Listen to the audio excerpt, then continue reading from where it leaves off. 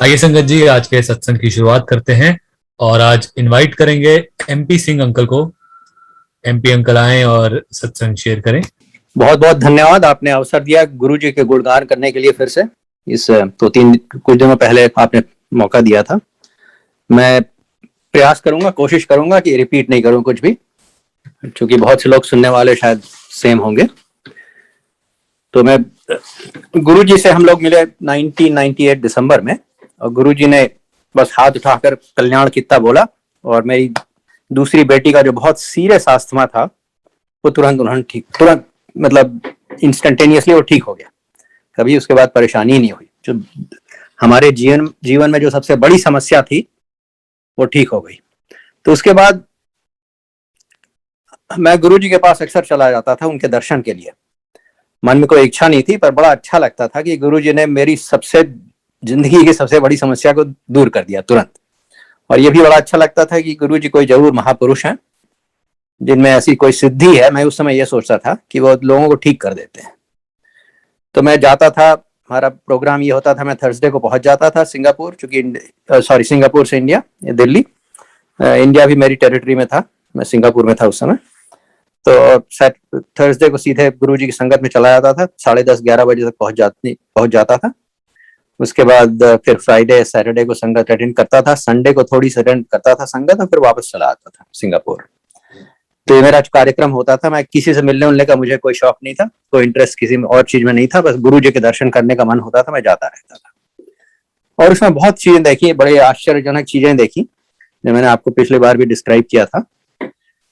परंतु मैंने देखा ज्यादातर लोग जो आते थे वो कुछ समस्या के कारण ही आते थे, और ज्यादातर स्वास्थ्य की समस्या होती थी लोगों की, कोई हेल्थ प्रॉब्लम्स होती थी, बहुत सीरियस यूजुअली। और गुरुजी के बहुत से भक्त एम्स के थे, और एम्स के बहुत से डॉक्टर हमेशा गुरुजी की संगत में रहते थे। और मैंने ये सुना है कि अक्सर ऐसा होता था कि कोई इनक्योरेबल प्रॉब्लम हो जाती थी, कोई प्रॉब्लम लास्ट स्टेजेस में पहुंच जाती थी, तो अक्सर डॉक्टर्स वहां के यही कहते थे, अब हमने तो जो करना था कर दिया, अब गुरुजी के यहाँ जाओ, गुरुजी ठीक कर सकते हैं। तो स्वास्थ्य की प्रॉब्लम ही के लिए बहुत से लोग आते थे, और बेटी का स्वास्थ्य गुरुजी ने ठीक किया था। परंतु मैंने उसके बाद कुछ सोचा नहीं था अपने कुछ मांगने के लिए, और कुछ मन में कोई वैसी भावना नहीं थी कि कुछ पूछूं गुरुजी से, कुछ ले लूं। बस अच्छा लगता था इसलिए चला जाता था, गुरुजी के दर्शन करता था। परंतु एक दिन मेरी श्रीमती जी ने, करीब 2-3 साल बीत गए होंगे, एक दिन श्रीमती जी ने बोला गुरुजी से कि गुरुजी मेरे हस्बैंड को काफी एसिडिटी की प्रॉब्लम रहती है। तो गुरुजी एज यूजुअल, गुरुजी का एक ढंग होता था बोलने का, गुरुजी ने बोला, हैं पहले क्यों नहीं बताया? तो ऑफ कोर्स पहले क्या बताएं, गुरुजी को तो सब कुछ मालूम ही है। और मेरी एसिडिटी प्रॉब्लम जो थी वो बहुत ही सीरियस थी, इतनी सीरियस थी कि मेरे बड़ी लिमिटेड, मेरी रिस्ट्रिक्टेड डाइट रहती थी, कुछ भी मैं खाता था तो एसिडिटी हो जाती थी अक्सर। तो जैसे मेरा लंच तो वैसे हार्डली कुड ईट एनीथिंग, क्योंकि एसिडिटी होती थी, नींद भी आने लगती थी, बहुत तरह की समस्याएं थी मेरी। तो पर मैंने कभी सोचा नहीं था मैं गुरुजी से बताऊं, पर उस दिन एक दिन श्रीमती जी ने बता दिया। तो गुरुजी ने उनसे बोला, अच्छा ठीक है, कॉपर का एक लोटा लेके आओ, मैं ब्लेस कर दूंगा। तो वो कॉपर का लोटा लेके गई, गुरुजी ने उसे ब्लेस कर दिया। गुरुजी ने बोला कि रोज इसे रात में पानी भर के रख देना और सुबह पी लेना। तो मैं यही करने लगा, और I think with in 2-3 days और इवन शॉर्टर, मेरी acidity problem was totally disappeared. मतलब वो फिर कभी आई ही नहीं। मैं इस समय कुछ भी खा सकता हूँ, कोई फर्क नहीं पड़ता, कब खा सकता हूँ, रात में, दिन में, दोपहर में, क्या खा सकता हूँ, कोई लिमिट नहीं है। There is no acidity problem at all. उसके बाद हुई नहीं कोई एसिडिटी प्रॉब्लम। और मुझे इतना अच्छा लगता था, गुरुजी की कृपा हो गई है, गुरुजी ने एक आशीर्वाद आशीर्वाद दिया है लोटे में, तो मैं उसे हमेशा अपने साथ ही रखता था। मैं ट्रेवल बहुत करता था, every other week I was gone, क्योंकि पूरा Asia Pacific was my responsibility. और मैं हमेशा बड़े संभाल के सूटकेस में अच्छी तरह अपना रखता था लोटे को, और हमेशा मेड श्योर कि आई चेक बैगेज में नहीं रहता था, मेरे हाथ ही में जो रहता था छोटा कैरी ऑन बैग, उसी में रहता था। और ऐसी 1-2 साल और बीत गए। एक दिन गुरुजी ने फिर श्रीमती जी को बुलाया। गुरुजी ने खुद बोला कि मैं अंकल के लिए एक लोटा ब्लेस करना चाहता हूँ। तो श्रीमती जी को बड़ा आश्चर्य हुआ कि एक लोटा तो ब्लेस कर ही दिया था गुरुजी ने, अब क्यों ऐसा कह रहे हैं लोटा ब्लेस करने को? तो गुरुजी का वो लोटा हमेशा अपने साथ लिए लिए घूमता रहता है। मैं एक और लोटा ब्लेस कर देता हूँ, उसे घर में रखा करे। तो जस्ट इसलिए मैं आपको बताना चाहता हूँ कि जो जो जो भी मैं करता था, कोई भी करता था संगत में या कहीं भी कुछ भी होता था, गुरुजी को सब कुछ मालूम था। ही इज सर्वज्ञ, ही इज ऑल्सो अंतर्यामी। उनको जो हमारे मन में जो बातें होती थी वो भी मालूम रहती थी। तो एनीवे गुरुजी ने दूसरा लोटा भी मुझे दे दिया, तो 2 लोटे ब्लेस करके दे दिए। तो बड़ी कृपा रही उनकी। उसके बाद एसिडिटी प्रॉब्लम मुझे कभी नहीं हुई। और इसके बाद उसके बाद उसी समय गुरुजी ने बोला मुझसे कि एक लाल कपड़े में कुछ 2-3 चीजें बताई थी। गुरुजी ने कहा ये अपने पास हमेशा रखा कर, एक दिन मैं इसे लूंगा क्योंकि तुझे लाइफ टाइम ब्लेसिंग देनी है। That is what I heard. मुझे लगा गुरुजी ने कहा लाइफ टाइम ब्लेसिंग देनी है, तो मैं बहुत खुश रहता था। मैंने कहा चलो, मैंने अपने पास जो भी गुरुजी ने रखा था मैंने रख लिया। और मैंने कहा अब तो गुरुजी लाइफ टाइम ब्लेसिंग देंगे कभी, तो बड़ा अच्छी बात है। और फिर रखा रहता था, पर मैंने कभी सोचा नहीं क्या लाइफ टाइम ब्लेसिंग देंगे, क्या देंगे। एनीवे, तो उसके बाद मेरी तबीयत एकदम से खराब होने लगी। करीब 2005 की बात है। तो मैं ट्रैवल अक्सर ही करता था, मैं आपको बता चुका हूँ। तो मैंने ये देखा कि जब मैं ट्रैवल करता था तो अक्सर मुझे बहुत मेरी रात को मैं सो नहीं पाता था, अजीब सी तबीयत रहती थी। एक बार मैं ऐसी ट्रैवल कर रहा था, मुझे याद है कि ओवरनाइट फ्लाइट्स वगैरह थी और मेरी तबीयत बहुत खराब हो गई। तो मैं अक्सर परेशान रहता था इसके बारे में। तो एक बार दिल्ली में हम लोग उस समय दिवाली के छुट्टी के लिए आए। कभी दिवाली की छुट्टियां मैंने दिल्ली में नहीं मनाई थी, इंडिया में नहीं मनाई थी। 1971 में मैंने घर छोड़ दिया था। उसके बाद कभी दिवाली में मौका नहीं मिला कि वापस जाएं घर में दिवाली मनाएं। तो हम लोगों ने उस बार सोचा 2005 में कि इस बार जाएंगे तो दिवाली घर में मनाएंगे। तो जब गए दिल्ली तो गुरुजी से बताया कि गुरुजी अब जा रहे हैं इलाहाबाद, हम लोग इलाहाबाद के रहने वाले हैं, अब वहां जाकर दिवाली मनाएंगे। तो गुरुजी ने, मैं तो वहां उस समय नहीं था, गुरुजी ने श्रीमती जी से बोला अच्छा गुरु के पास दिवाली नहीं मनाएगी। तो ऑफ कोर्स श्रीमती जी थोड़ा असमंजस में थी, पर गुरुजी ने तुरंत उसी समस्या का भी समाधान कर दिया। गुरुजी ने कहा अच्छा ऐसा कर, अभी चली जा, दिवाली के एक दिन पहले आ जाना और ये दिवाली के दिन आ जाना और दिवाली गुरुजी के साथ मना।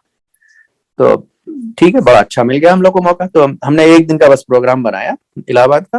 ओवरनाइट ट्रेन लेके पहुंचे सुबह और शाम को ओवरनाइट ट्रेन लेके वापस आना था दिल्ली। जब ओवरनाइट ट्रेन में बैठे हम इलाहाबाद में, फ्रॉम इलाहाबाद और Prayagraj as it's called now to Delhi, तो मेरी तबीयत बिल्कुल ठीक थी उस समय। परंतु जब मैं सुबह सोकर उठा तो मुझे वैसे तो कुछ नहीं लगा, पर जब मैं उठना चाहा तो मुझे ऐसा लग रहा था कि मैं उठ ही नहीं पा रहा था। वैसे मेरी तबीयत बिल्कुल फर्स्ट क्लास थी, कोई परेशानी नहीं थी, पर मुझे उठा नहीं जा रहा था। फिर मैं उठ के खड़ा हो गया किसी तरह, तो मुझसे चला नहीं जा रहा था। मुझे बड़ा आश्चर्य होता क्या हो रहा है। ऐसा लग रहा था मेरे पैर में जैसे किसी ने टन्स ऑफ वेट लगा दिया है, मुझे उठा ही नहीं जा रहा था पैर। तो बड़ी मुश्किल से किसी तरह से गाड़ी से उतरा। मैं बताना नहीं चाहता था किसी को कि मेरी तबीयत खराब है, मुझे कुछ ठीक नहीं लग रहा है। चुपचाप किसी तरह पहुंच गया। उषा ने कहा चलिए, उनके पिताजी वहां नोएडा में रहते थे, उन्होंने कहा चलिए उनके घर चलते हैं। हमने कहा चलो ठीक है, तो उनके यहाँ चले गए। वहां पे जाके मैं बिस्तरे पे लेट गया। मैंने कहा शायद थोड़ी देर में तबीयत ठीक हो जाएगी, परंतु बिल्कुल तबीयत ठीक नहीं हुई। मैं कुछ कर नहीं पा रहा था। मैं मतलब करवट लेने में भी मुझे परेशानी हो रही थी। वैसे तबीयत बिल्कुल फर्स्ट क्लास थी, पर लग रहा था कोई एक्सर्शन नहीं कर पा रहा था किसी तरह का बिल्कुल। फिर मैंने बोला श्रीमती जी से कि मेरी तबीयत बिल्कुल ठीक नहीं है, हॉस्पिटल चलना चाहिए मुझे। तो वहां पे जो इनके पिताजी का घर था, उसके घर के बहुत पास ही एक मैक्स हॉस्पिटल है नोएडा में। तो वहां पे हम लोग गए। तो वहां पे हमारा जब चेक हुआ तो पता चला कि मेरे लंग्स एकदम कोलैप्स कर चुके थे करीब करीब। मेरा ऑक्सीजन लेवल बहुत ही लो था। उस समय ऑन कॉल थे डॉक्टर वहां पे, डॉक्टर तलवार, he is an asthma specialist. उस समय मुझे नहीं मालूम था। उन्होंने मुझे देखा, कहा कि मुझे आश्चर्य है कि तुम अभी तक चल फिरने लायक हो और जिंदा हो। इन्होंने तुरंत मुझे आईसीयू में डाल दिया। जैसे वो मुझे कह रहे थे ये सब, तो मैंने सोचा, मैंने उनसे कहा कि हम लोग सोच रहे हैं कि अपोलो में चले जाएं, क्योंकि अपोलो बहुत बड़ा हॉस्पिटल है और वहां पे ज्यादा सुविधाएं हैं। वो दिवाली का दिन था। तो डॉक्टर तलवार हंसने लगे, कहने लगे देखो अब अपोलो जाओगे तो वहां कोई ढंग का डॉक्टर भी नहीं मिलेगा, सब जूनियर डॉक्टर्स रहेंगे, क्योंकि कोई सीनियर डॉक्टर इस समय दिवाली के दिन वहां काम नहीं करेगा। और यहाँ पे तुम बहुत भाग्यशाली हो, बहुत लकी हो, तुम यहाँ आ गए हो। I am the one of the foremost asthma specialist in all of India, just happen to be here today. तो यहाँ से तुम्हें छोड़ के नहीं कहीं जाना, यहीं पे रहो, यू विल बी फाइन। तो उन्होंने बड़ा आश्वासन दिया, वहीं पर रहे हम लोग। और फिर शाम को जब उषा ने सोचा कि गुरुजी के यहाँ कैसे जाए, मैं आईसीयू में हूँ, मैंने कहा नहीं ऐसा है तुम चली जाओ, गुरुजी ने तुम्हें बोला था, गुरुजी के साथ ही हम लोग को दिवाली बितानी चाहिए, मैं तो नहीं जा पा रहा हूँ, तुम जाओ। तो उषा चली गई। वहां पर गुरुजी ने, उनको तो सब मालूम ही रहता है, गुरुजी ने थोड़ा कुछ स्पेशल लंगर वगैरह था कुछ, उन्होंने आशीर्वाद दे के लंगर उनके साथ भेज दिया, कहा जल्दी उस दिन उनकी छुट्टी कर दी, कहा वापस जाके अंकल को लंगर ये खिला दो। तो थोड़ा बहुत जो लेके आई थी लंगर, उन्होंने तुरंत आके मुझे खिला दिया। और उनके उस लंगर के कारण, बेसिकली गुरुजी का आशीर्वाद है, उसके कारण में मेरी तबीयत बिल्कुल तुरंत, मतलब मिराक्युलसली ठीक होने लगी। And with in next day I was perfectly fine, and a day letter I was discharged. जब उसके बाद मेरा डिस्चार्ज हो गया, तो मैंने सोचा कि अब गुरुजी को चलते हैं, गुरुजी के दर्शन करेंगे, उनको धन्यवाद देंगे कि उन्होंने मतलब इतनी तबीयत मेरी खराब थी तुरंत ठीक कर दी। तो शाम को हम लोग गुरुजी के दर्शन करने गए। गुरुजी के दर्शन करने गए तो जो ही गुरुजी के पैर छुए, तो गुरुजी जैसे बड़ी तेजी से कुछ बोलते थे, पंजाबी में डुगरी की बड़ी तेजी से बोला करते थे, मतलब तेजी मतलब बहुत फास्ट पिच रहती थी उनकी बोलने की, बड़ी तेजी से उन्होंने बोला कुछ मुझे ज्यादा समझ में नहीं आया, उन्होंने कुछ ऐसा कुछ सेकंड लाइफ वगैरह कुछ कहा, तो मुझे कुछ समझ में नहीं आया, बस सेकंड लाइफ कुछ समझ में आया। तो खैर उसके बाद संगत में हम लोग बैठ गए। जब संगत खत्म हुई, जब उठ के जाने लगे, जब गुरुजी के आज्ञा से, तो गुरुजी उस समय गुरुजी के बगल में एक यंग कपल बैठे हुए थे। तो गुरुजी ने मुझसे कुछ नहीं कहा, परंतु यंग कपल की ओर देखते हुए बड़ी जोर से बोलते हैं कि इसकी तबीयत बहुत खराब थी, इसको सेकंड लाइफ दे दी। तब मुझे समझ में आया कि गुरुजी क्या कह रहे थे सेकंड लाइफ के बारे में, और गुरुजी ने तब में ढंग से समझा दिया कि सेकंड लाइफ उन्होंने ही दी है। और उसके बाद जो मेरे जेब में रखा घूमता रहता था लाल कपड़े में बांध के, वो गुरुजी ने ले लिया और बताया जो भी करना था उसे करने के लिए। तो बेसिकली क्या हुआ था, जब मैं बहुत खुश था कि लाइफ टाइम ब्लेसिंग दे रहे हैं गुरुजी, जब मैंने ऐसा सुना था, वो गुरुजी ने इसमें ये बोला था कि सेकंड लाइफ ब्लेसिंग दूंगा मैं तुझे। तो गुरु ने ऑलरेडी डिसाइड कर लिया था मेनी ईयर्स इन एडवांस कि इसे सेकंड लाइफ ब्लेसिंग देनी है। आई मीन सर्वज्ञता, उनको तो सब मालूम ही है क्या होने वाला है, क्या करना है उन्हें, and he can interfere any time in our destiny. तो बेसिकली जो होना था वो हो रहा था, and he interfered and took care of it, he gave me second life at that time. तो उसके बाद आपको थर्ड लाइफ के बारे में भी बताता हूँ। उसके बाद हम लोग 2006 में हम लोग सिंगापुर से यूएस वापस आ गए, एंड मेरी हेल्थ ठीक नहीं रहती थी, मुझे थोड़ा, वैसे तो ठीक रहती थी पर मेरे मेडिकल चेकअप ठीक नहीं आते थे, एंड डॉक्टर्स वर कंसर्न कि मेरा प्रोस्टेट कैंसर है। तो एनीवे जब हम लोग आए तो हम लोगों ने कहा कि बायोप्सी कराते हैं, क्योंकि वी शुड कंफर्म कि क्या प्रॉब्लम है या क्या ठीक है क्या नहीं ठीक है। तो बायोप्सी करवाई, और उस बायोप्सी में कुछ गड़बड़ हो गया। तो जब मैं घर आया तो घर तो बिल्कुल ठीक था उस दिन, परंतु अगले दिन तक मेरी हालत बहुत खराब हो गई। मैं बिल्कुल बुरी तरह से कांप रहा था, मुझे ठंडा लग रहा था, मैंने कंबल पे कंबल, रजाई पे रजाई अपने ऊपर रखवानी शुरू करी, पर फिर भी मेरी कपकपी नहीं जा रही थी, मैं बहुत बुरी तरह कांप रहा था। और श्रीमती जी बार बार कह रही थी चलो हॉस्पिटल लेके चलते हैं, हॉस्पिटल लेके चलते हैं। मैंने कहा मैं ठीक हो जाऊंगा, मैं ठीक हो जाऊंगा, क्योंकि अपने को हमेशा ये ऐसा लगता है कि अपनी तबीयत जो है ये तो टेम्पररी है, ठीक हो जाएगी। परंतु उनसे रहा नहीं गया, उन्होंने फाइनली एम्बुलेंस को बुलवाया और एम्बुलेंस वाले लेके गए नियरेस्ट हॉस्पिटल। और चूंकि तबीयत इतनी खराब थी तो सब बच्चे भी हमारे आ गए थे। एक बेटी लॉस एंजलिस में थी, दो बेटियां लॉस एंजलिस में थी, दोनों आ गई, और एक बेटी यहीं पे लोकल थी, वो भी थी, बेटा भी यहीं था, और एक बेटी की एंगेजमेंट हो गई थी बड़ी, तो वो होने वाले दामाद थे वो भी आ गए। और ये सब बेसिकली डॉक्टर्स ही थे ज्यादातर, जिन्हें दामाद जो थे वो भी डॉक्टर थे, बड़ी बेटी भी डेंटिस्ट है, बीच वाली बेटी डॉक्टर थी, एक्सेट्रा। ये लोग बहुत परेशान थे। जब मेरा एडमिशन हुआ आईसीयू में हॉस्पिटल में, तो डॉक्टर को भी समझ में नहीं आया क्या बात है। देन एनीवे हमारे जब दामाद आए तो he is very smart about figuring things out. तो उन्होंने बात करी डॉक्टर से, तो उन्होंने फिर देन दे रियलाइज कि हमें सेप्टोसीमिया है। That means my blood was infected. Something had gone wrong in the biopsy. So because of that, the blood was infected. Now septicemia, आप में से कुछ डॉक्टर्स भी होंगे, उनको मालूम होगा कि सेप्टोसीमिया में fatality rate is 50%, and septicaemia की कोई इलाज नहीं, क्योंकि once the blood is infected, blood is poison, तो basically only nature heals itself, our body can heal itself और our body may fail to heal itself. परंतु उससे ये होता है कि सेप्टोसीमिया जब होती है, when blood is poison, तो एक के बाद एक मतलब organs fail करना शुरू कर देते हैं, because basically you know contaminated or poison blood is going into the organs and so they start malfunctioning. तो हमारा भी यही शुरू हो गया. Gall bladder was almost failed, you know, liver धीरे धीरे weak होता जा रहा था. But my doctors were very concerned about heart. क्योंकि क्या होता है सेप्टोसीमिया में, to reduce the concentration of poison or contamination in the blood, they start pumping fluid in the body. You know, so basically blood का जितना volume होता है, certainly उसका volume double triple हो जाता है. In my case it tripled. So basically जो heart पे बहुत जोर पड़ता है कि heart is now pumping 3 times as much fluid as it used to be. So heart failure की इन सब चीजों में बहुत आशंका रहती है. तो the doctors were very concerned कि हमारे heart fail नहीं हो जाए. बार बार मुझे हार्ट के बारे में बात करते थे. मैं ज्यादा सुन तो नहीं पाता था क्योंकि हर तरह से मेरे I had equipment all over me, ventilator लगे हुए थे, पता नहीं क्या क्या लगा हुआ था, सुनाई ज्यादा नहीं पड़ता था. पर कभी कभी बीच में बात होती थी, थोड़ा बहुत समझ में आ जाता था कुछ हार्ट की बात हो रही है.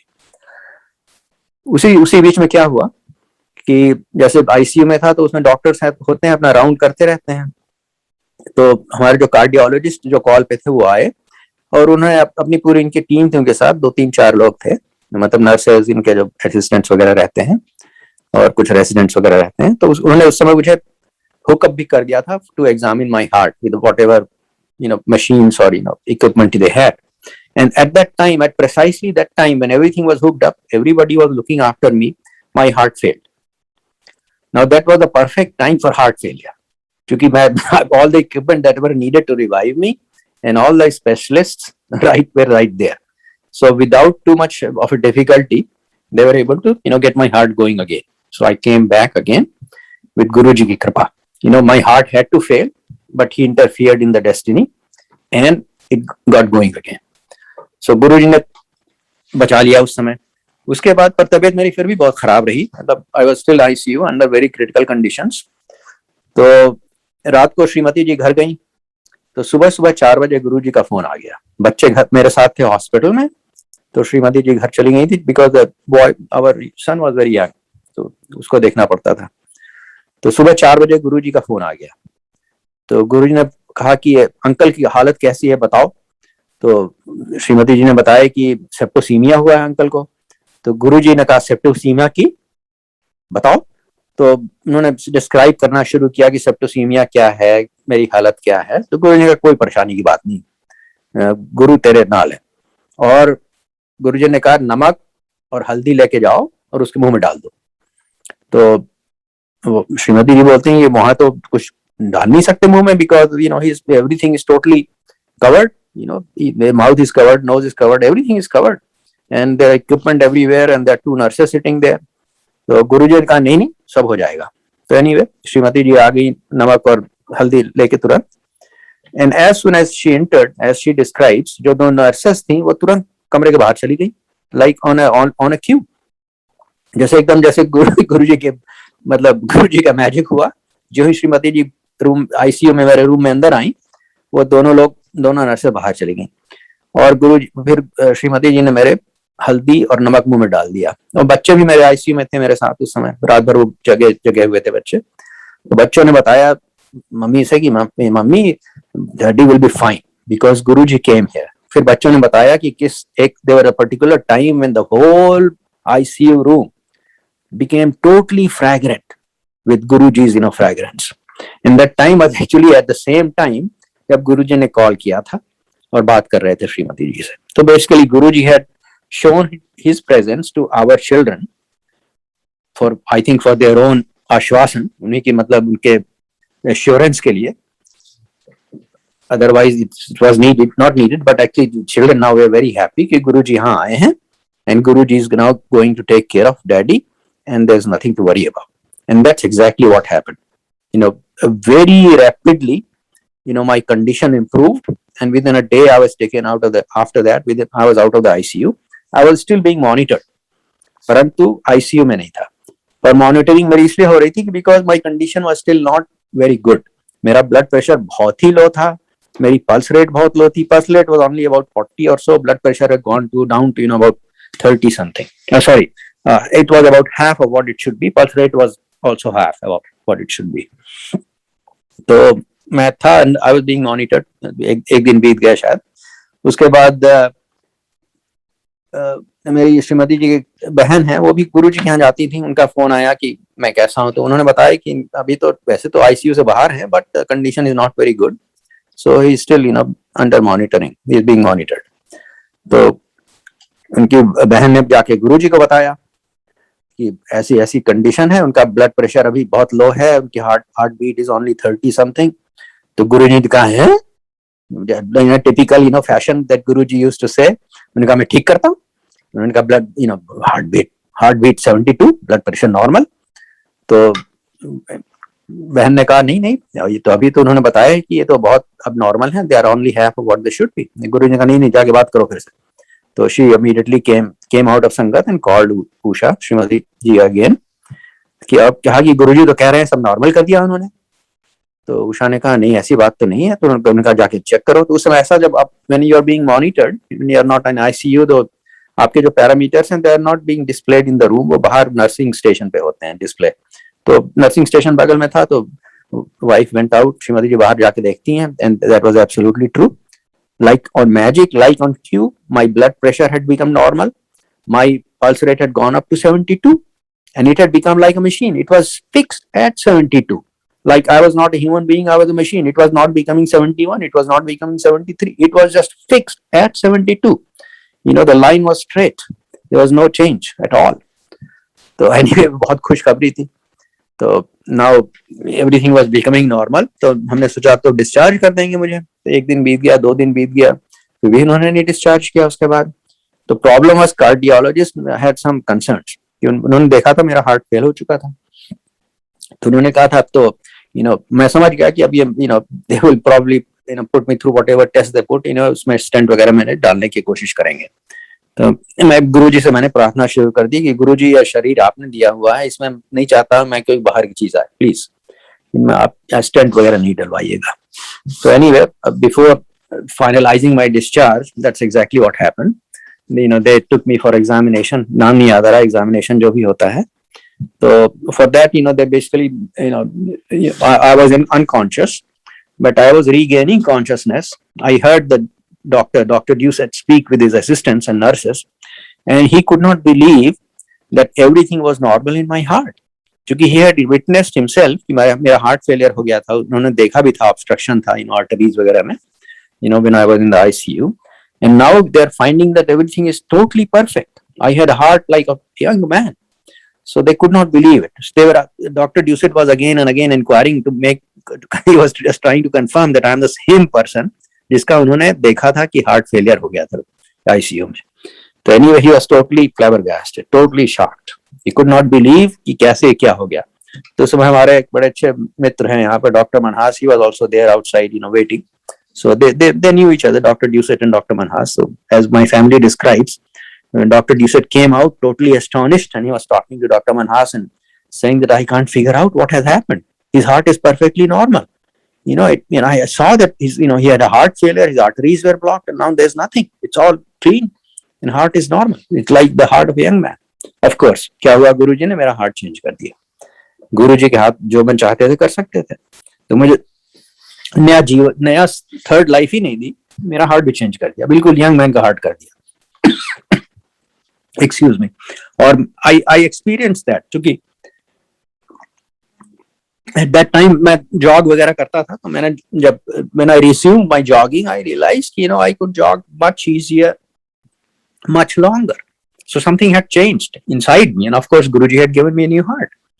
So not only Guruji gave me a third life, उन्होंने मेरा हार्ट भी चेंज कर दिया, एकदम परफेक्ट हार्ट, नया हार्ट दे दिया. तो because of Guruji, it's my third life. और आप लोग ये सोचेंगे कि गुरुजी ने लाइफ क्यों दे दी. मैं भी ये सोचता था कि परंतु फिर समझ में आ गया कि उस समय basically my children were young. None of 3 बेटियां हैं, किसी की शादी भी नहीं हुई थी. बेटा was I think in middle school और high school at that time, middle school. So they were too young. So it was not timely for me to go. We all should go actually when there is time to go. We all have to go. So Guruji की कृपा से he gave me a third life, so I could finish, could handle my life's obligations, material obligations. तो उनकी कृपा है, उनकी कृपा अनंत है, वो जो चाहे होता रहता है। अब आपको अपने कुछ और रिलेटेड सत्संग भी सुनाता हूँ। आपको पिछली बार बताया था, अगर आप सुन रहे होंगे, कि गुरुजी ने एक बार मुझसे बोला कि जाके औरंगजेब रोड में फ्लैट खरीद। तो और विपी ने मुझे दिखाया और मैंने कुछ किया हुआ नहीं। बड़े अच्छे अच्छे फ्लैट्स अवेलेबल थे, 3 फ्लैट्स अवेलेबल थे, which was very unusual, hardly anything used to be available. पर मैंने सोचा मुझे क्या खरीदना है, खरीद के ना रैशनलाइज क्यों मुझे नहीं खरीदना। और महामूर्खता ये कि गुरुजी ने जब कह रखा है तो उसमें सोचने की क्या बात।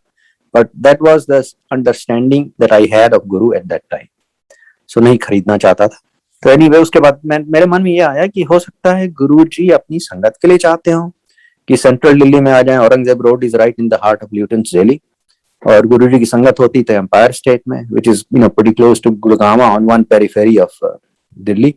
तो हमने कहा अच्छा है, अगर बीच में आ जाएंगे गुरुजी तो गुरुजी की संगत के लिए कन्वीनियंट हो जाएगा सबको आना, तो ज्यादा लोग आ सकते हैं और मोर कन्वीनियंटली आ सकते हैं। तो मैंने दूसरी मूर्खता ये करी कि डायरेक्टली गुरुजी से बात करने के बजाय मैंने कहा मैं मिस्टर सिंगला से पूछ लेता हूँ, क्योंकि mister Singla used to handle most of the basically worldly obligations, worldly affairs of Guruji. तो मैं मिस्टर सिंगला से मैंने पूछा कि गुरुजी क्या पसंद करेंगे अपनी संगत का वेन्यू चेंज करना। तो सिंगला जी हंसने लगे, कहते हैं नहीं गुरुजी इज वेरी हैप्पी है, व्हाई वुड यू चेंज, उन्होंने कभी सोचा भी नहीं होगा। तो मैंने कहा ठीक है। तो that was the end of it, I drop the idea.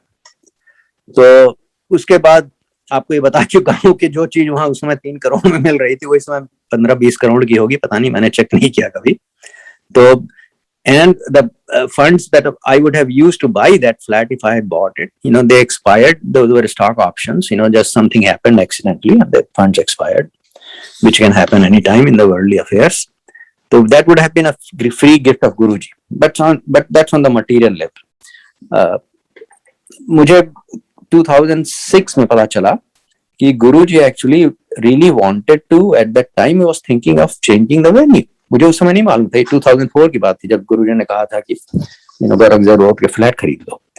तो मैंने सोचा कि अब मुझे बहुत पश्चाताप होने लगा। मैंने कहा गुरुजी ने एक ही बात मुझे बोली थी करने की, वो भी मैंने नहीं किया। इतना मुझे बहुत ही दुख हो रहा था। खैर then Guruji gave me opportunity to do something else, वो भी किसी तरह से हो गई तो ठीक था। परंतु कभी ये मेरे मन से मेरी बात नहीं हटी कि मैंने, गुरुजी ने मुझे एक काम किया था, शायद गुरुजी की संगत का वेन्यू चेंज करना था, वो नहीं कर पाया मैं। तो मैं दुखी रहता था जब भी सोचता था इसके बारे में। तो उसके बाद खैर ये हम लोग सिंगापुर से वापस आ गए सियाटल एरिया में। यहाँ पे एक जिस घर में हम लोग रह रहे थे उसको हमें उसमें उस समय टेनेंट थे, टेनेंट भी गए, वो भी उसकी भी आपको संगत सुना देता हूँ। जब मैं वापस आया था तो एकदम timing was not very well planned, तो उस समय घर लीज था।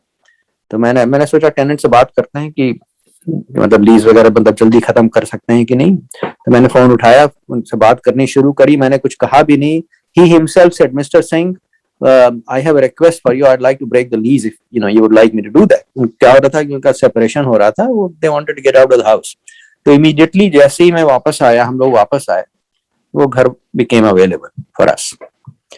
और उसमें मैंने फिर रिमॉडलिंग वगैरह शुरू करनी थी, तो वो मैंने शुरू करी। 5-6 महीने उसमें लगे to make it habitable for ourselves. उसके बाद हम लोग उसमें रहने लगे। जब एक बार उसमें रिमॉडलिंग में भी बहुत आश्चर्यजनक चीजें हुई। जिस तरह का मैं रिमॉडलिंग करवा रहा था, एकदम से ख्याल आता था कि इस तरह से करवाना है। मुझे समझ में नहीं आता था क्यों करवा रहा हूँ इस तरह से, इसमें पैसे भी ज्यादा लग रहे हैं। Contractor were not very keen on doing that. I kept making sure that it gets done in a certain way, and without realizing why it was getting done in a certain way. Much later, after it was finished, now much later I realized that was Guruji's wish. There's certain things needed to be done in a certain way. आप मैं कभी घर आएंगे तो मैं उसे दिखा सकता हूँ, समझा सकता हूँ। ऐसे तो वेरी डिफिकल्ट है समझाना। बट एनीवे उसके बाद क्या हुआ, जब हम लोग घर में रहने लगे, एक बेटी और बेटा उसमें हम लोग के साथ थे, तो सुबह 4 बजे रोज फ्लश की आवाज आने लगी। तो मैं सोचता था कि ये फ्लश कौन कर रहा है? अपना बेटी भी सो रही है, अभी बेटा भी सो रहा है, हम लोग भी सो रहे हैं। Why is flush running exactly at 4 o'clock? ये भी नहीं कि 3:59 AM पे फ्लश हो रहा है, 4:01 पे फ्लश हो रहा है। Flush would always happen at 4:00 AM। तो काफी समय तक उधेड़ में था कि क्या हो रहा है। मैंने बल्कि कॉन्ट्रैक्टर से अपने पूछा भी, जो बेकार कॉन्ट्रैक्टर्स काम करते थे, कि मुझे फ्लश की आवाज सुनाई पड़ रही है, ऐसा कैसे हो सकता है, क्या बगल के घर से आवाज आ रही है? तो उन्होंने कहा नहीं ऐसा कैसे नहीं, ऐसा हो ही नहीं सकता, maybe it is just you are thinking about it. But I was not thinking, it was actually happening. The flush was there at exactly at 4 AM। Then I realised maybe Guruji is trying to say that he is present, that he is there here in our life. Once I had the thought, flush stopped. That was a very clear indication that is exactly what was happening. उसके बाद बहुत सी चीजें होने लगी। उसके बाद बेटी की शादी थी। बेटी की शादी में गुरुजी ने बहुत से लोगों को, संगत से वाले लोग थे यूएस में, उनको भेजा शादी अटेंड करने के लिए, और हम लोग उनमें से किसी को भी नहीं जानते थे।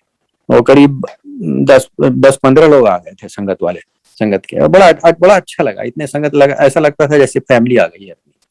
और संगत फिर शुरू हो गई। उसके बाद हम लोग की हर वीकली संगतें शुरू हो गई, और धीरे धीरे ये समझ में आने लगा। उसके पहले भी ऐसा हुआ था कि गुरुजी, एक दिन मेरे सपने में गुरुजी आए, और गुरुजी ने बहुत क्लियर इंस्ट्रक्शन दिए कि घर के सामने गुरुजी निवास की प्लेट होनी चाहिए, और बिल्कुल समझा दिया किस तरह की होनी चाहिए, कितनी बड़ी होनी चाहिए, कैसे लिखा होना चाहिए। तो anyway, I did that. I took care of it. I put the Guruji Niwas, name plate there, because that was the instruction of Guruji. और संगतें भी होने लगी, और फिर बड़ी अच्छी अच्छी चीजें होने लगी। जो चीजें जो हम एक्सपीरियंस करते थे एम्पायर स्टेट में, वो होने लगी। गुरुजी के फ्रैग्रेंस को होने लगी। पूरी जगह जगह गुरुजी के बड़े प्रेजेंस दिखाई देने लगे। कुछ लोग कहने लगे कि गुरुजी दिखाई देते हैं कभी कभी। Anyway, we used to see Shivling being formed on our windows all the time.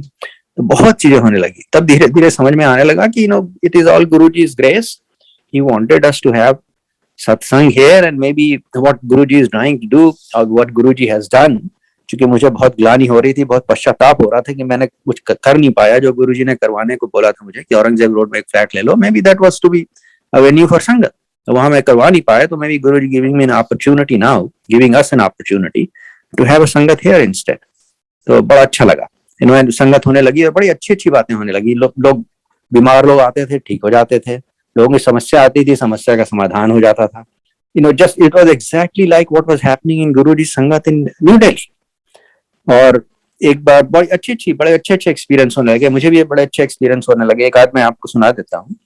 एक बार हम लोग बैठे थे, संगत कर रहे थे, बहुत कम लोग थे, शुरू की बात थी, 8 ही 10 लोग रहे होंगे उस समय। अब सभी मेडिटेशन में सब रहते थे और शब्द चलते रहते थे। एक बार गुरु मेरी पूजा बज रहा था, तो उस समय ऐसा लगा कि मेरे लेफ्ट साइड में कोई बैठे हुए हैं gentleman, who is singing, and it was singing very melodiously, बहुत ही अच्छी तरह गा रहे थे। पर मैंने आंखें नहीं खोली। मैंने कहा जब देख लूंगा, मतलब ऐसा कुछ लगा, मतलब it was a magical spell in meditation. मैंने आंखें नहीं खोली, और बाद में भूल भी गया कि कोई मेरे बगल में बैठा था, गा रहा था, और मेरे बगल में कोई नहीं था। फिर एकदम से मुझे बहुत बाद में याद आई बात कि उस समय मुझे कुछ सुनाई पड़ रहा था, जो ऐसे कोई जब बगल में मेरे बैठा था, कोई गा रहा था, और अब कोई नहीं है। मैंने शेयर किया ये। मैंने ऐसी, क्योंकि थोड़े से लोग थे, इनफॉर्मली मैंने कहा कि मुझे ऐसा लग रहा था कि मेरे बगल में कोई बैठा था, गा रहा था, पर यहाँ तो कोई नहीं है। Then suddenly 3 or 4 people immediately spoke up. They said they had exactly the same experience, that it was like somebody was right here sitting and singing, and they also didn't see that person when they opened their eyes. So these are the kind of things that we experienced. So Guruji, he kept reinforcing the basically the thought that he is very much there, he is present, he is there in the sangat, and his grace, his kripa is flowing as much here as it flows anywhere where there is sangat.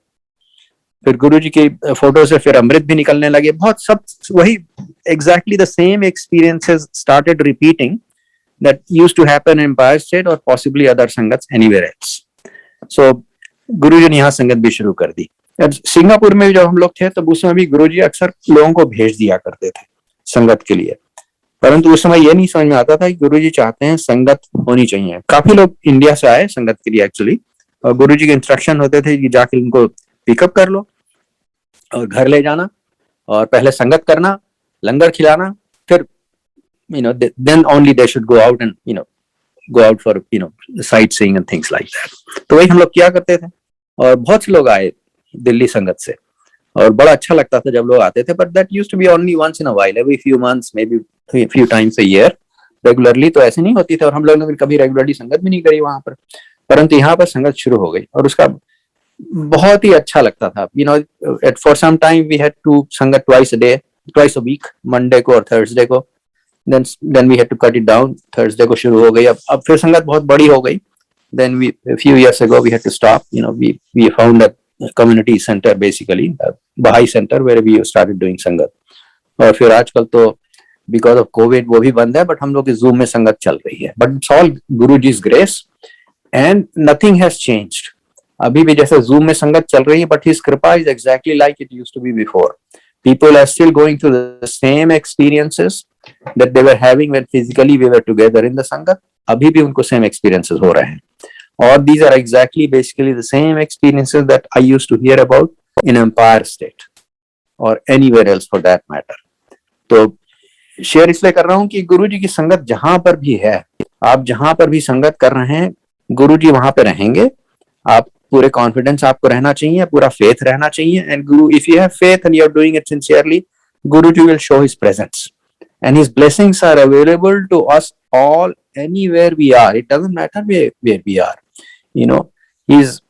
He's not just Sarvagya and Antaryami. He's also, of course, as we know, he is Sarv Samarth, Sarv Shaktiman, and he's also Sarvavyapi, and he's everywhere, wherever he wants to be. So please have faith. अगर आप संगत नहीं करते हैं तो करना शुरू कर दीजिए. और संगत करने के लिए आपको किसी की आवश्यकता नहीं है. संगत basically is done with Guru. Sangat is with our Guru. The rest of us are, just everybody is having their own Sangat. Basically it's an individual experience that we all go through. Sangat is not, you don't have to have a collection of people to do Sangat. So please, anywhere you are, where, any time you want it to be, आप संगत कर सकते हैं. All you need है गुरु जी की photo, उसके सामने आप दिया जला लीजिए, ध्यान में बैठ जाइए. और अगर आपके पास शब्द हो तो शब्द चला लीजिए. And you'll have beautiful experiences if you persist with it. I can assure you of that. I have total confidence that if you do that, you will benefit. And you don't need to have a lot of people. You don't need to have a lot of arrangements, lot of ostentatious things. Guruji loved simplicity. आप चुपचाप बैठ जाइए गुरुजी के साथ, शब्द चला लीजिए, दिया जला लीजिए. That's all you need to do. And आपकी संगत हो जाएगी. और you will have the same experiences that you hear from anybody else. Or whatever in large sangats or Empire State or anywhere else for that matter.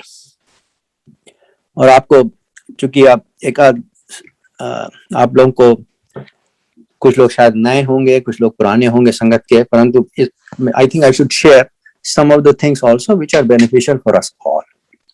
गुरु जी ने बहुत प्यार से समझाया, मांगा मत करो, माना करो. और उस समय मुझे समझ में नहीं आता था, ना मैंने इस पर ध्यान भी दिया ज्यादा, क्योंकि मुझे कभी मांगने का कुछ मन भी नहीं रहता था. परंतु I can share with you that life was so easy and everything was happening so easily, simply. और अभी भी, but I broke that rule once.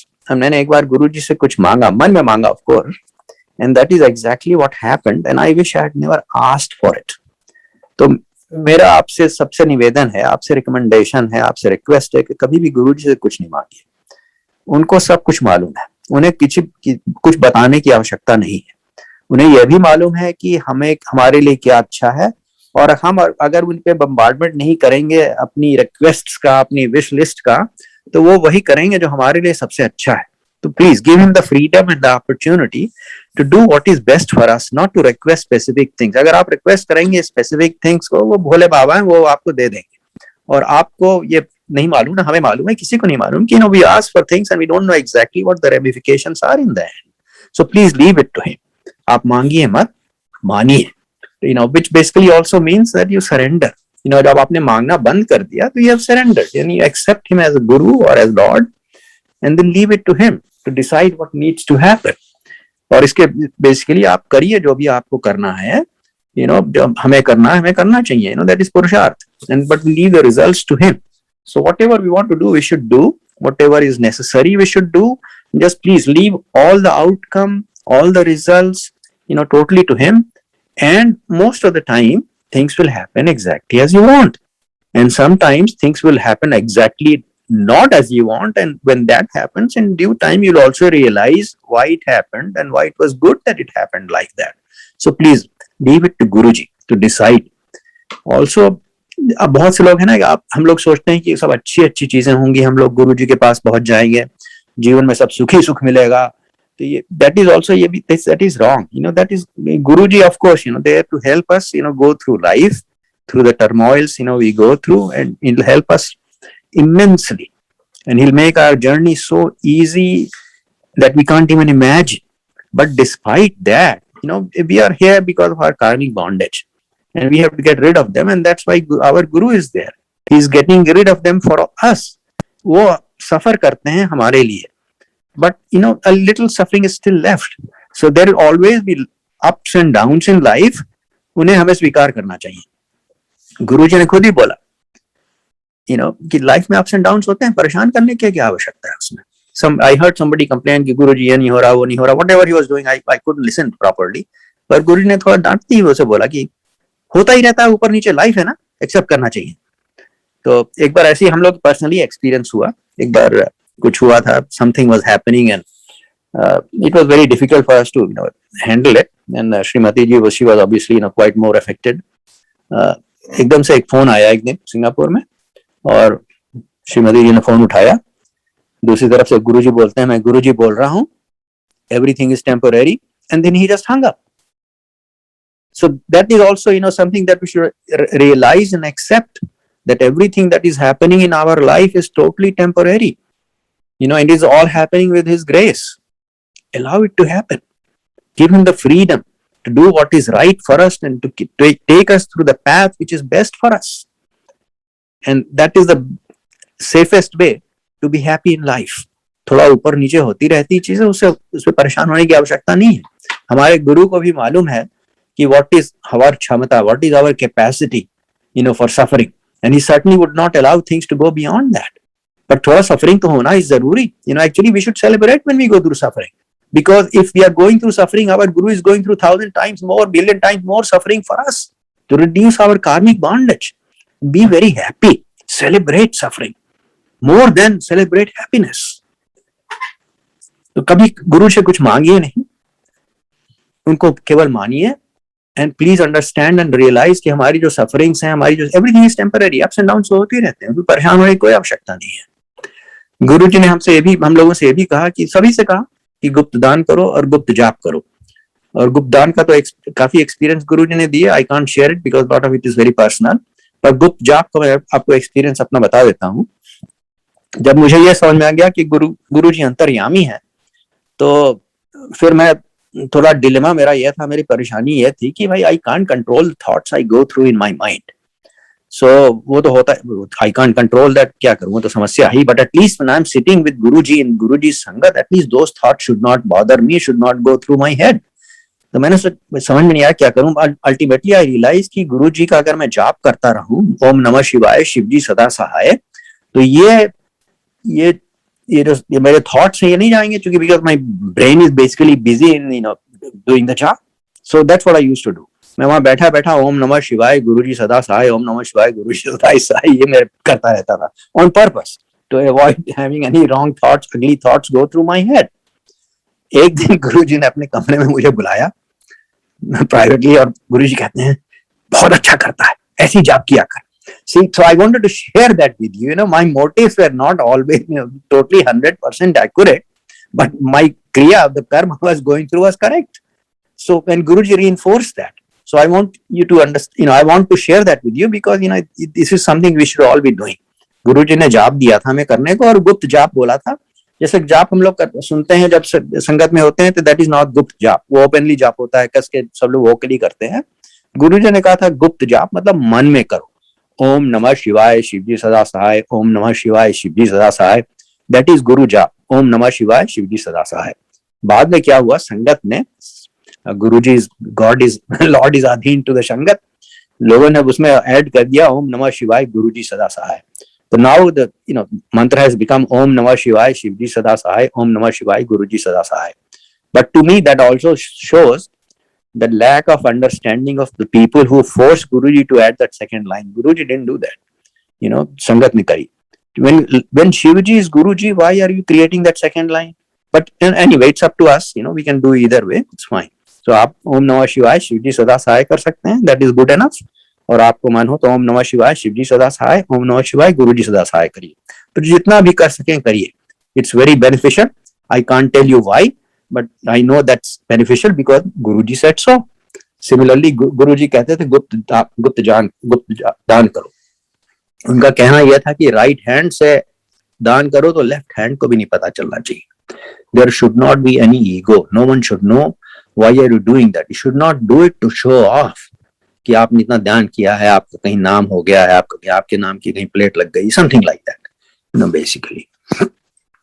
So these are things to remember, these are very important. और गुरुजी ने कहा, for those who don't know and many of you already know this, कि do everything as an offering to me. हम लोग को जो समझा रहे थे तो मैं और श्रीमती जी साथ ही खड़े थे। गुरुजी ने कहा सब कुछ अब गुरु के लिए किया कर, ऐसा किया कर जैसे गुरु जी के लिए कर रहा। फिर he looked at my wife, कहा लिपस्टिक भी लगाया कर तो ऐसे लगाया कर जैसे गुरु के लिए लगा रही है, you know, basically. So please, you know, and I think the whole idea that, you know, as we know from scripture also, is to, you know, like in Bhagavad Gita, everything else, you know, if we do something for Lord, you know, उसमें कोई कर्म नहीं create हो रहा है, and anyway success is assured because we are not doing it for ourselves. So if you are thinking about building a house, please build it for Guruji and just live there and take care of it. Similarly, if you are starting a business or if you have a business, do it for Guruji, let him be the owner, you run the business, etc., etc. So, you know, that is a very important lesson, that to the extent we can, we should do it. और भी चीजें बताई अगर कभी, I can't think of anything else, but ये चीजें आप बिल्कुल ध्यान रखिए कि उनसे कभी कुछ मांगिए नहीं, उनको बस केवल मानिए। And when problems occur, please understand this, everything is temporary. Don't get excited about anything. Everything is temporary, is happening with his complete command under his control. So he'll make sure that we also come out of it properly at the other end. उसमें कोई परेशान होने की बात नहीं है। और गुप्त जाप करिए, गुप्त दान करिए, and everything do as an offering to Guru. और to the extent, ये गुरुजी ने बोला नहीं, पर I can share an experience. Whenever you have an opportunity, आपने शब्द वगैरह सुना करिए। एक बार गुरुजी ने मुझे सुबह सुबह बुलाया और बहुत अर्ली मॉर्निंग था, it was a winter morning, 9 I think it was 9 o'clock।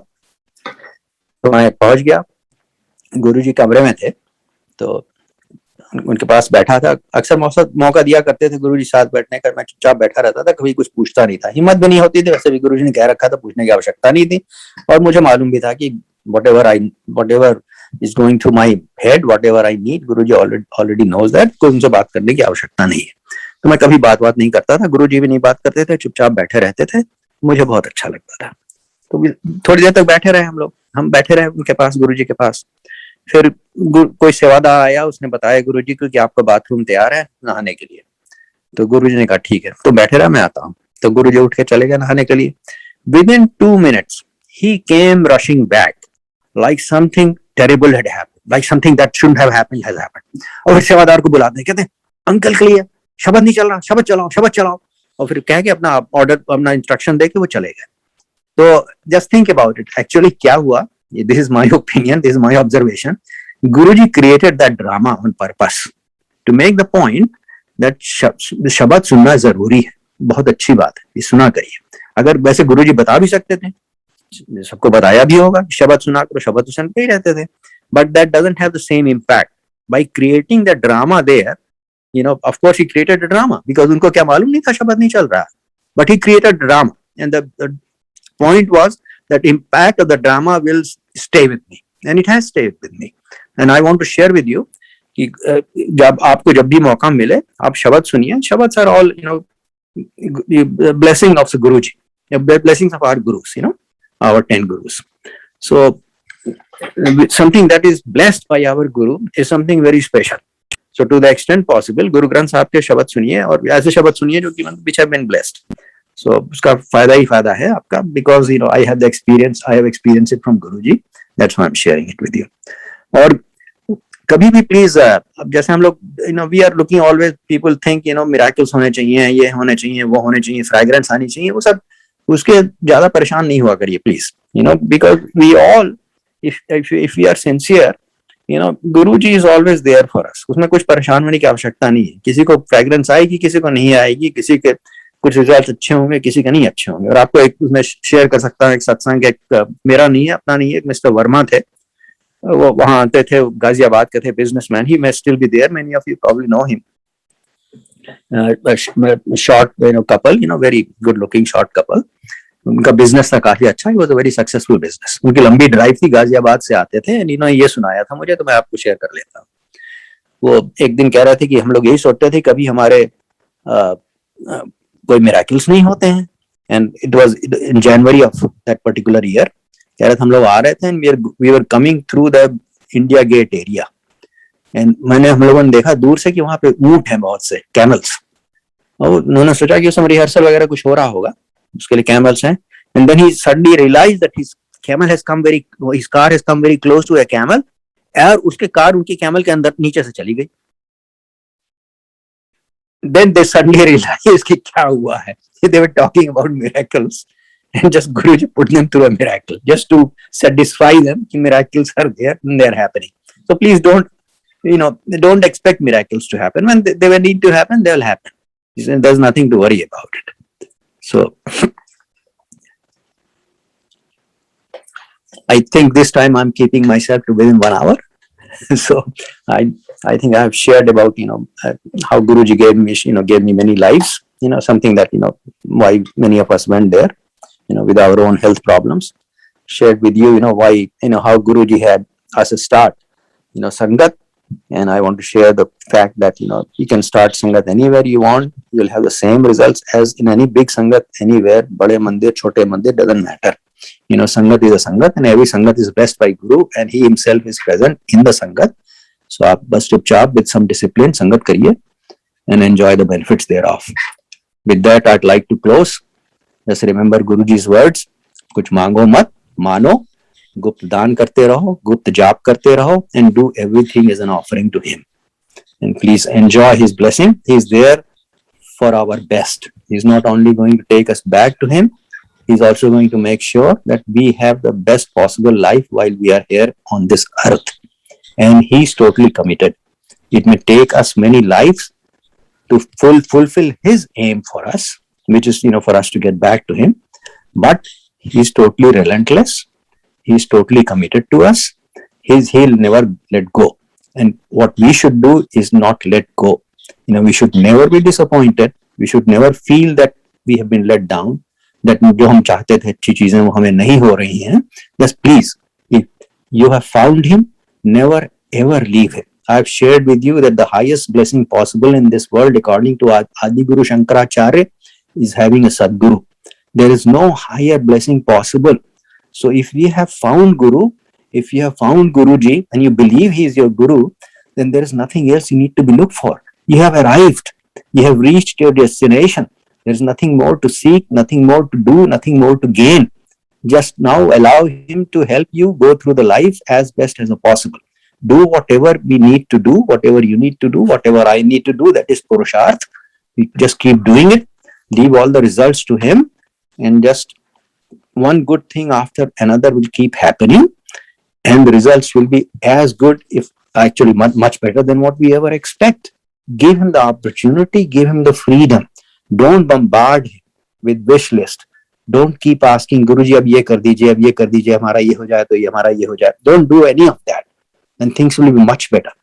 Without asking, things will be much better than we ever expect. उनको बस मानी है, उनसे मांगना बंद कर दीजिए. That basically means surrender to him. Allow him to chart our life, to chart our destiny as best as is possible. He is Sarv Samarth, Sarv Shaktiman. There is no higher authority, no higher nothing higher than him, and we are all absolutely infinitely blessed if we have found him. So just enjoy the journey, enjoy him being with you, give him the opportunity to be with you. Keep your doors open. His door is always open. He explained that once to me. Once, I just quickly repeat that. उन्होंने एक बार मुझे समझाया, अपने और मेरे बीच में किसी को नहीं लाना. That is very important. Don't put anybody between you and him. आप अपनी संगत खुद करिए, अपना गुरुजी के साथ मेडिटेशन आप खुद करिए, किसी से आप पूछिए नहीं कि गुरुजी के बारे में, जो आपको गुरुजी के बारे में जानना है गुरुजी आपको खुद ही बता देंगे। आप बस मेडिटेशन करिए, उसमें आप थोड़ा टाइम लगाइए, थोड़ा परिश्रम करिए, परिश्रम का फल मीठा होगा। I can assure you of that. Enjoy the life, enjoy the journey, enjoy his bliss.